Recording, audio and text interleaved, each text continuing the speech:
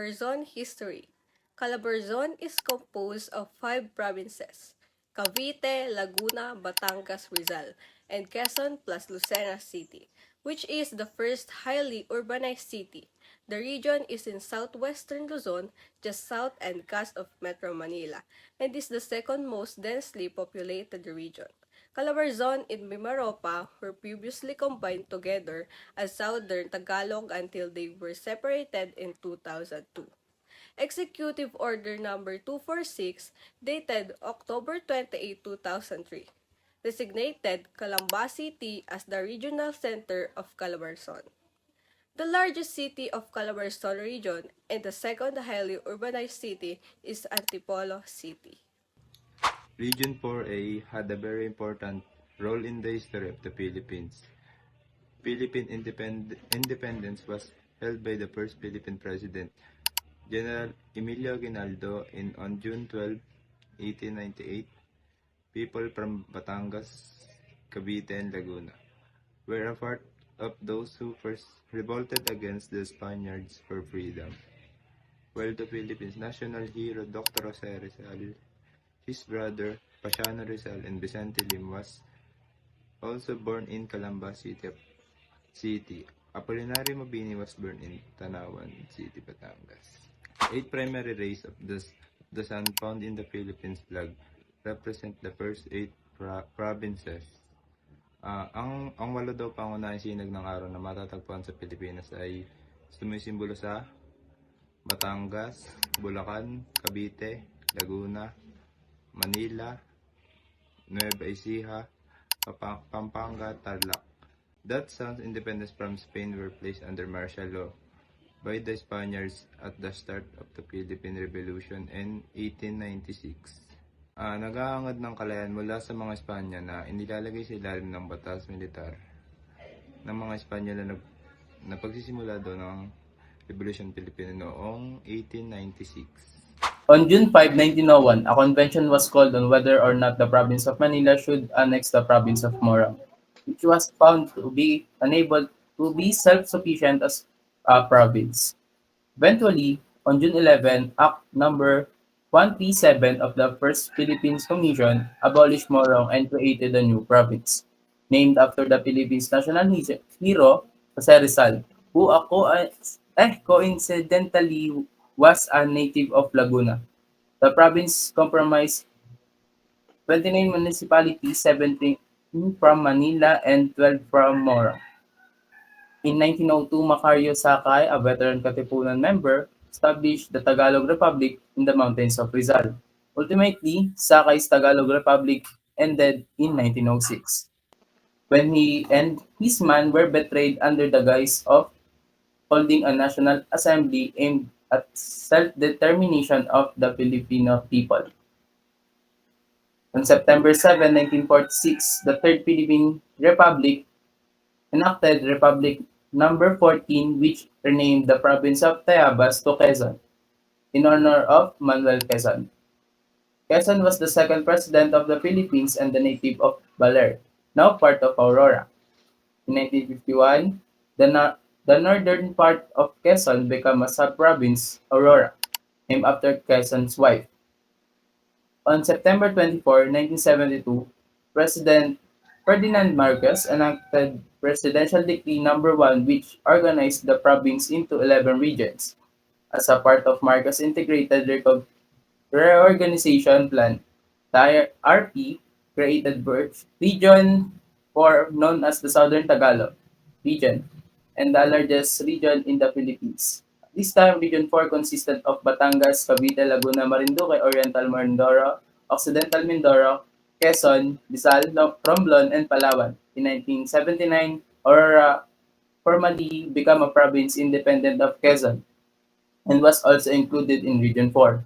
On May 17, 2002, President Gloria Macapagal Arroyo signed the Executive Order Number 103, which reorganized the Southern Tagalog region. Due to its size, Region 4 was split into two separate regions, Region 4A Calabarzon and Region 4B Mimaropa. Aurora was transferred into Region 3, Central Luzon. The next year, Arroyo signed Executive Order Number 246, which declared Calamba as the regional center of the region. The large majority of the population of Calabarzon is a part of the Roman Catholic Church, which accounts for 80% of the national population. Other Christian denominations present in the region are the Iglesia ni Cristo, the Philippine Independent Church, and Seventh-day Adventist Church. There are also Muslims living in Calabarzon. Although they are in the minority, the region is located in the adjacent south of Metro Manila. It is among the three regions that comprise and contiguous urban beltway corridor identified as the nucleus of industrialization in the Philippines. It is known as the industrial powerhouse of the Philippines, Cavite. It is bounded on the north by Manila Bay and Metro Manila, on the east by Laguna, on the west by the Philippine Sea, and on the south by Batangas. The province has a land area of 1,574.17 square kilometers or 607.79 square miles.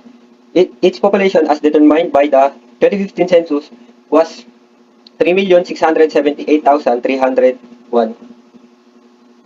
This represented 25.52% of the total population of the Calabarzon region, 6.40% of the overall population of the Luzon Island group, or 3.64% of the entire population of the Philippines. Based on these figures, the population density is computed at 2,337 inhabitants per square kilometer or 6,052 inhabitants per square mile. Cavite has 16 municipalities and 7 cities. The total number of barangay in the province is 829.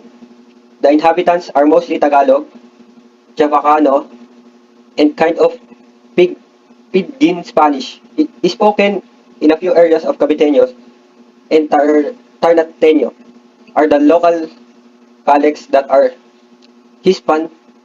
Hispanicized. The province of Cavite abounds with historic sites and landmarks, museums, world-class golf courses, outstanding gardens, and facilities for leisure. It is the birthplace of a number of Filipino heroes, and it has an interesting range of sites associated with the Philippine Revolution.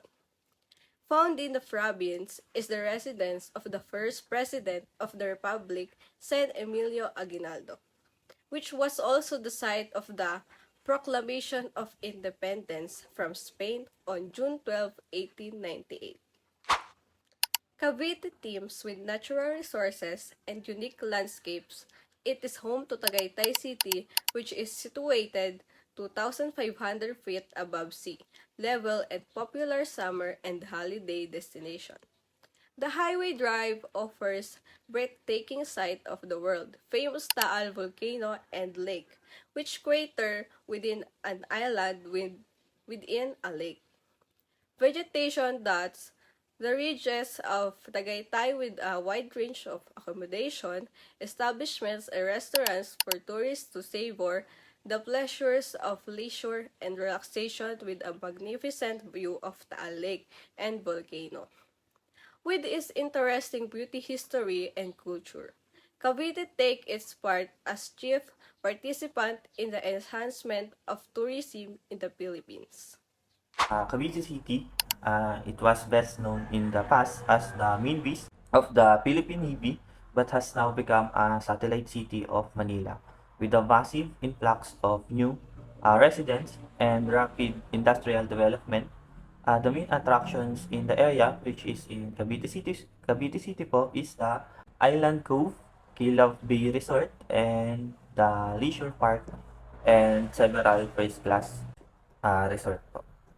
So, ayun nga po, Cavite City was known as naval base po dati. Main po ng naval base, which is, it is called po na Naval Station Pascual Ledesma in 1940s and 50s po. with the massive influx of the residents, so with the massive populations ng mga residente, so mas dumami po yung residents sa Cavite City with the rapid industrial development, which is mas dumami na rin po yung mga factories, industrial po. Second one po, Cavite Province can justifiable claim to be the birthplace of the nation, as Imus was the site of the first successful revolution. The Imus historical maker commemorates this event. The province is the birthplace of Philippine heroes. Among them is General Emilio Aguinaldo. So, yun nga po, ang Cavite City daw po or Cavite Province is the justifiable na matuturing po natin na birthplace po ng bansa.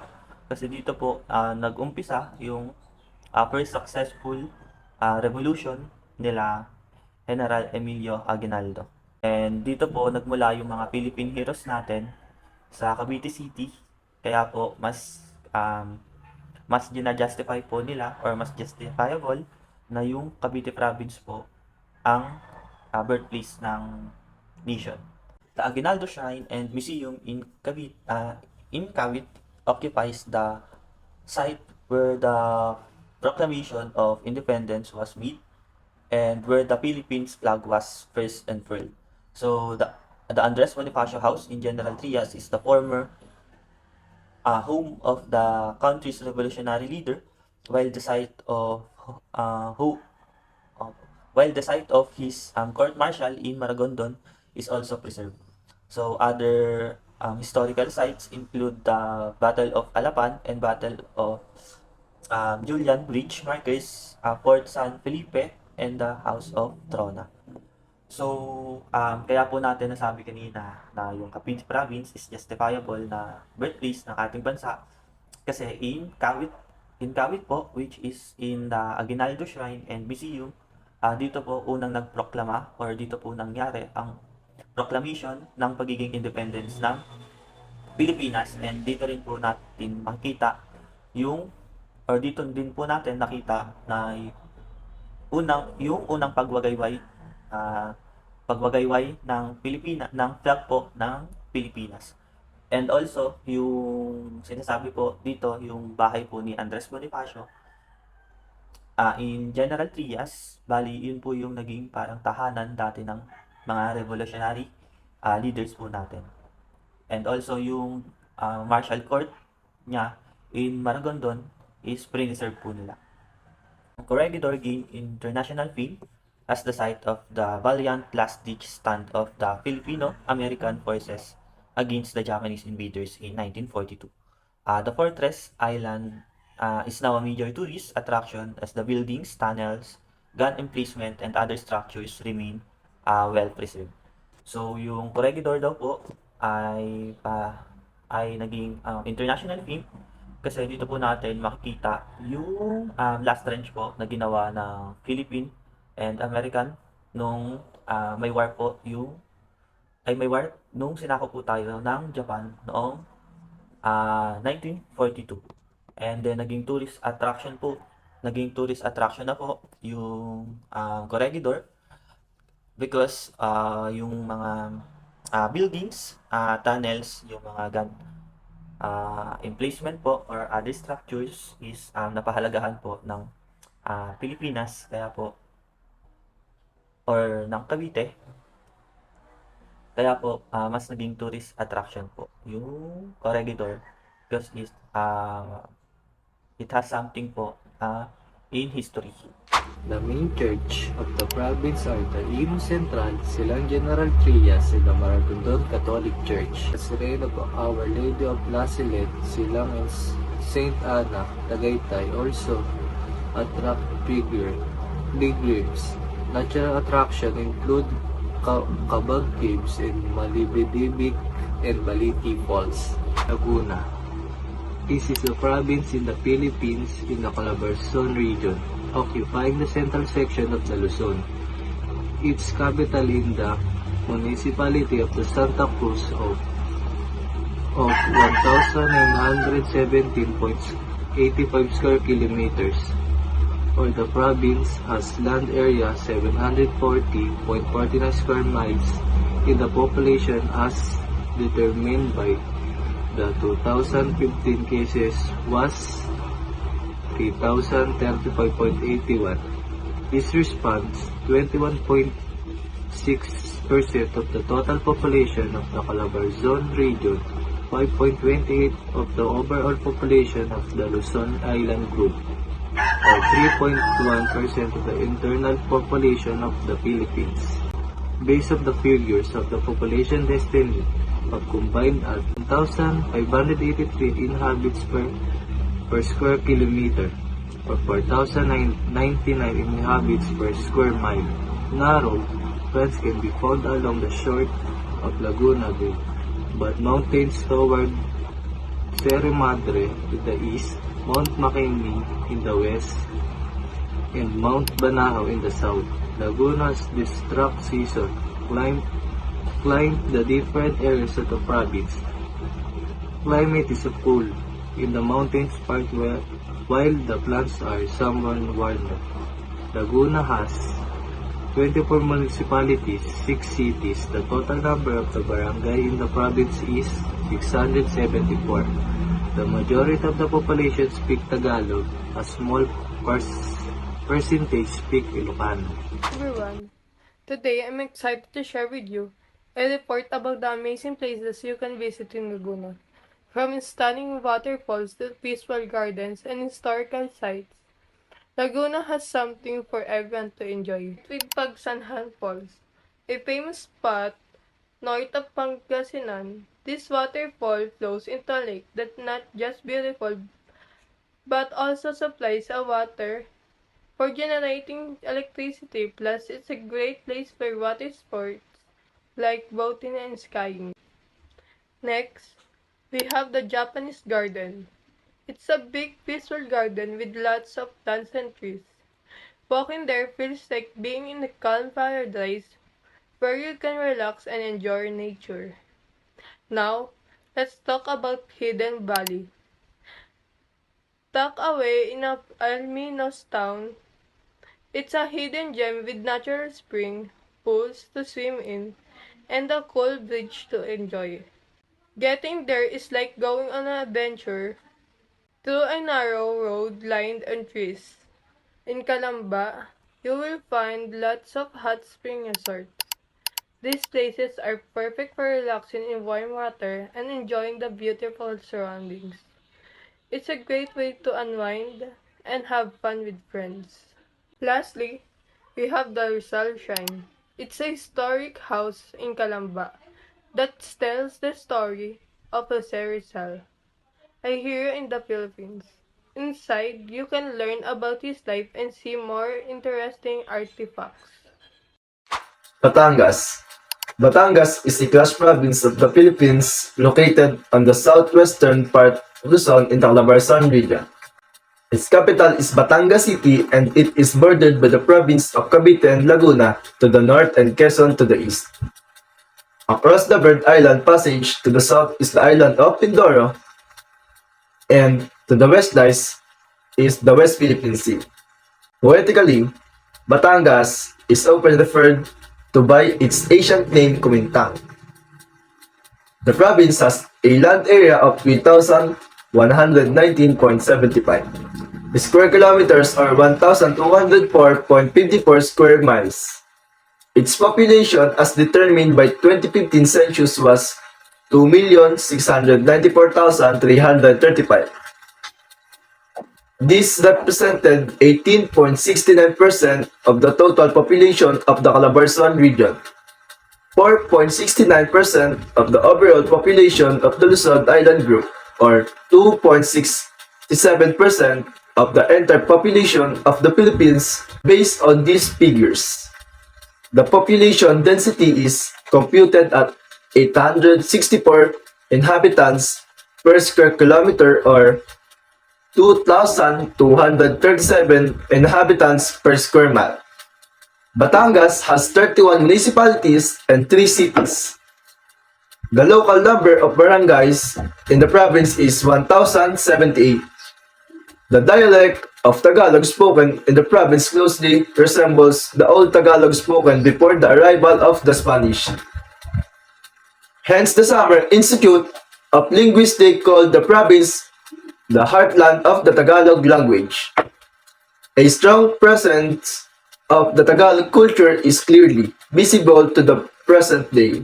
Linguistically, Batangueños are also known for their unique affection of often placing the particles e or ga,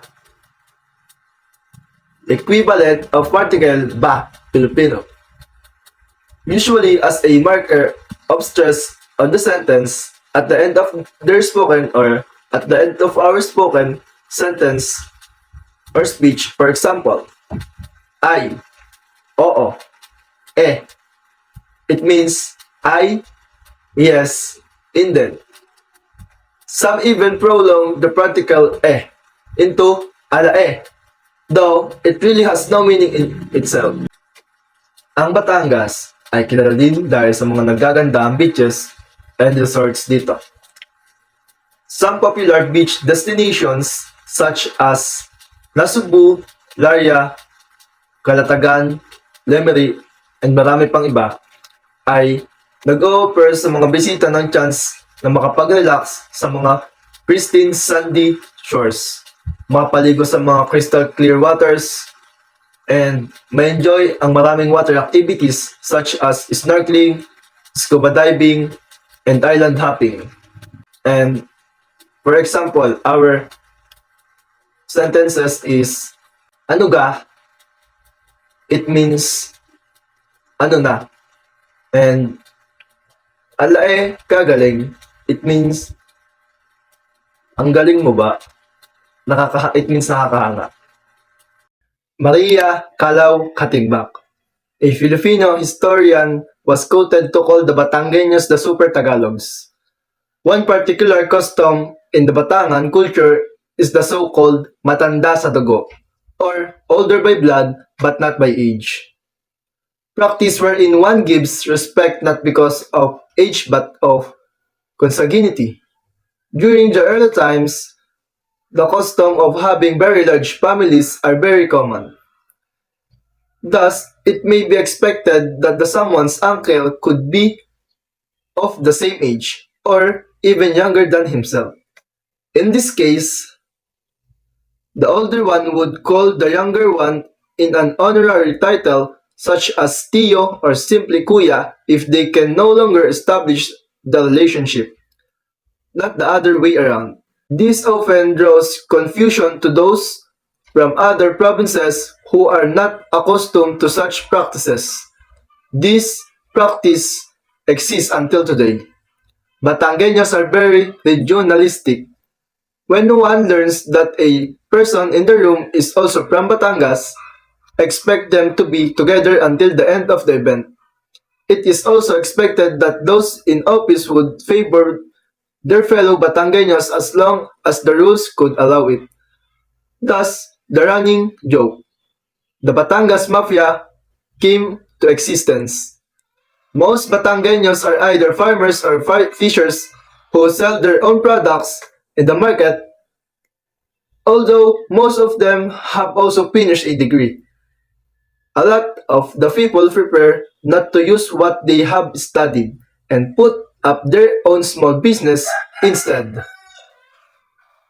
This is perhaps due to subconscious idea that who has no land to cultivate or trade to make is a lazy person.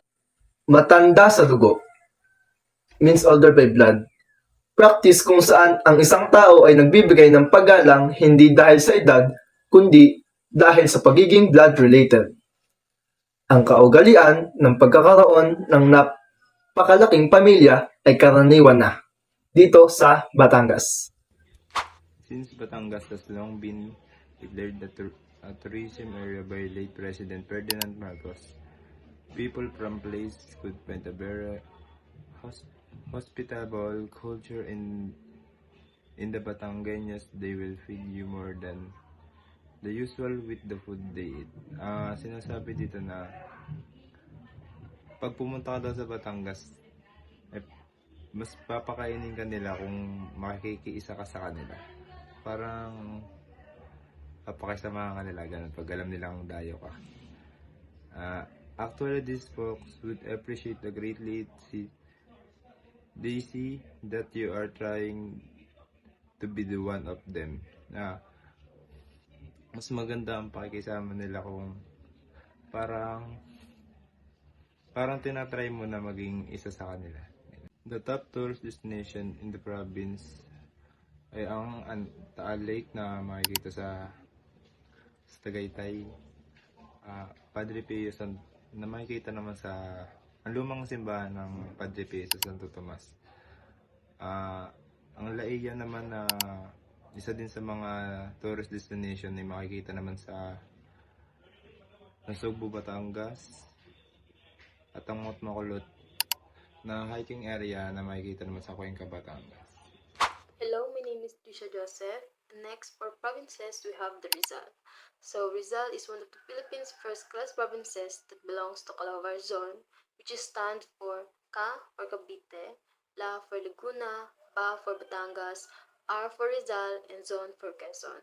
So, region, or Region 4A in the island of Luzon, is bounded by Sierra Madre mountain ranges, which is the longest mountain range in the Philippines, and Quezon Province in the east, the Province Laguna in the southwest, the Province of Bulacan in the north, Metropolitan Manila in the west-northwest portion, and Laguna de Bay in south-southwestern portion. So, the province has a land of 1,191,94 square kilometers or 460.21 square miles. Its population as determined with a 2015 census was 2,884,227. So this is represented 20.01% of the total population of the Calabarzon region. 5.02% of overall population of the Luzon Island Group, or 2.86% of the entire population of the Philippines. So, based on the figures, the population density is computed at 2,420 inhabitants per square kilometers, or 6,267 inhabitants per square mile. So, Rizal has 13 municipalities and 1 city. So, the 13 municipalities of the Rizal is Angono, Baras, Binangonan, Cainta, Cardona, Jalajala, Morong, Pilya, Rodriguez, San Mateo, Teresa, Tanay, and Taytay. So, the total number of barangay in the provinces is 188. Rizal Province is endowed with Type 1 climate, with two pronounced seasons, dry season from November to April, and wet season for the rest of the year. This type of climate is highly favorable for agricultural and industrial development to be productive. The province's topography is combination of valleys and mountains, flat low-lying areas on the western portion which are mostly urbanized and populated, and the rugged ridges and rolling hills which form part of Sierra Madre mountain ranges in the eastern portion, resting in the middle of Laguna de Bay, is the Philippines' largest lake island, Talim Island, which extends 13 miles across the lake. The province is inhabited mostly by Tagalogs. Minority of other ethnic groups are Visayas, Ilocanos, and other local groups. Sierra Madre mountain ranges in the eastern portion. Antipolo is the largest town in Rizal. It also serves as religious and tourism center, the patron saint of travelers. Our Lady of Peace and Good Voyage is enshrined in town's church. Thousands of devotees go on pilgrimage to the shrine during the entire month of May. The San Clemente Festival is a popular religious and cultural celebration in the Philippines, particularly in the town of Angon, Rizal, which part of Region 4A. It is held annually in honor of San Clemente, the patron saint of fishermen. The festival features vibrant street processions where devotees carry the image of San Clemente while wearing colorful costumes, often resembling fishermen and sea creatures. Participants dance and sing to lively music as they parade through the streets, offering praise and thanksgiving for bountiful catches and protection at sea. The San Clemente Festival is known for its joyful atmosphere and is attended by both locals and tourists alike. All churches in Region 4A, Philippines, represent significant historical and architectural landmarks. These churches date back to the Spanish colonial period and showcase various architectural styles, including Baroque and Neo-Gothic.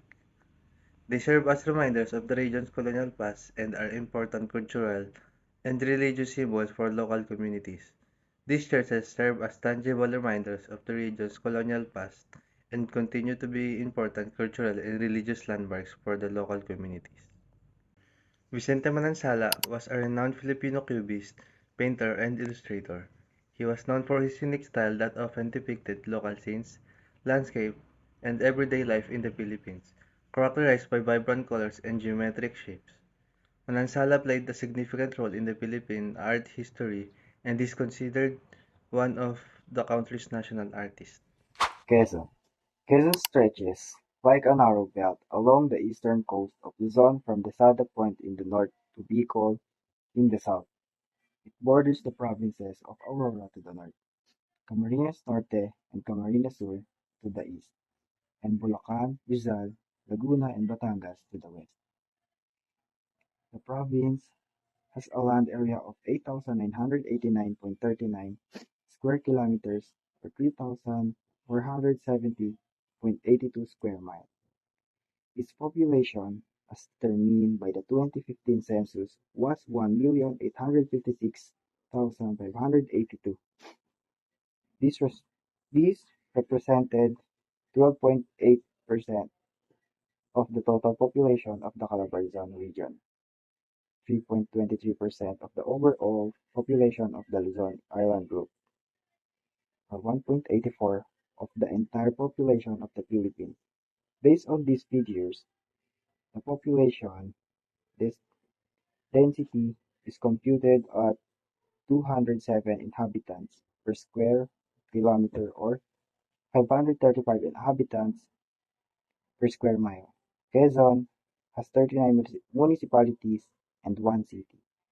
The total number of barangays in the province is 1,209. The city of Lucena serves as the provincial capital, although it is administratively independent due to its distinction as highly urbanized city. So, you can see at the picture is a Mount Banahaw, an active complex volcano located on the islands of Luzon in the Philippines. Stands as a significant landmark for both its natural and cultural values, towering at an elevation of 2,177 meters. It is the highest peak in the provinces of Laguna and Quezon. The mountain is not just a geographical marvel but also a spiritual hub, drawing pilgrims and adventurers alike with its mystical allure. Its rich biodiversity with a variety of unique flora and fauna adds to its ecological significance. However, the mountain has faced environmental challenges due to the human activities, leading to periodic restrictions on climbing. Its landscape is marked by unique rock formations, intriguing caves, and medicinal springs, making it a fascinating destination for exploration. Next one is Gintong Yaman ng Quezon, located in the Quezon Provincial Capital Compound in Lucena City. It is a museum that serves as a beacon of cultural pride and heritage for the people of Quezon Province. It houses a wide range of collections that reflect the rich history and cultural diversity of the region. From earthenware jars and household implements unearthed from the Bontoc Peninsula to relics of the Spanish era, such as old santos and icons, the museum offers a deep dive into the past. In addition to this, memorabilia of illustrious Quezonians are on display, including those of late President Manuel L. Quezon, Honorable Filemon Perez, Honorable Fabian Millar, Senator Lorenzo A. Tañada, Congressman Manuel S. Enverga, and Governor Anacleto C. Alcala.